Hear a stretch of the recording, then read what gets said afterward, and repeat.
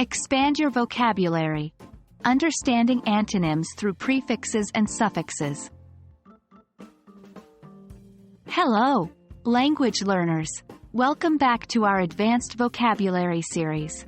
In this episode, we're diving into an essential strategy to help expand your vocabulary and improve your English language skills. Understanding antonyms through prefixes and suffixes. As you know, antonyms are words with opposite meanings.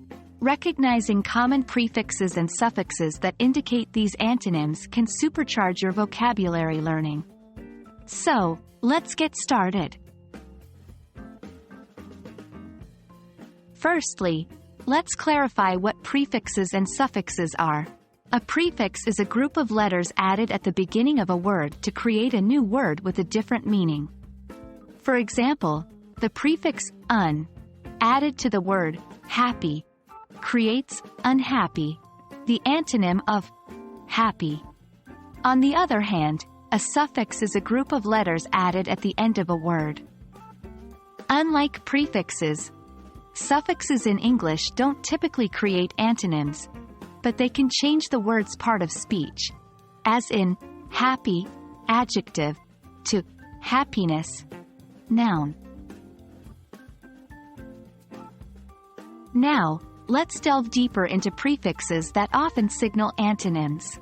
The most common are un, in, im, il, ir, non, dis, and anti. Un is the most widely used. It denotes the absence or the opposite of something. For example, known becomes unknown. Do becomes undo. In, im, il, ir are also used to create negative forms. They are used before certain letters for phonetic reasons. For example, possible becomes impossible. Regular becomes irregular. Non and dis are similar to un, suggesting the lack or negation of something. For example, sense becomes nonsense. Agree becomes disagree. Anti indicates opposition or aversion. For example, war becomes anti-war. Establishment becomes anti-establishment. It's crucial to understand that not all words beginning with these prefixes are antonyms of a base word. Some words have evolved with time and may have different meanings than you might expect.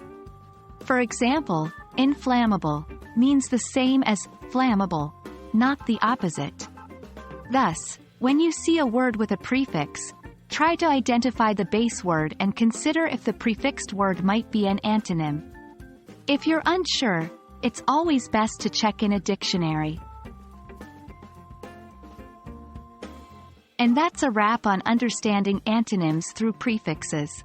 Remember, being able to identify and use antonyms is a fantastic way to diversify your language use and become a more proficient English speaker.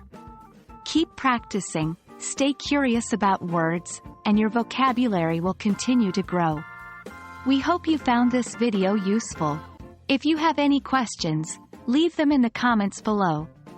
Until next time, happy learning!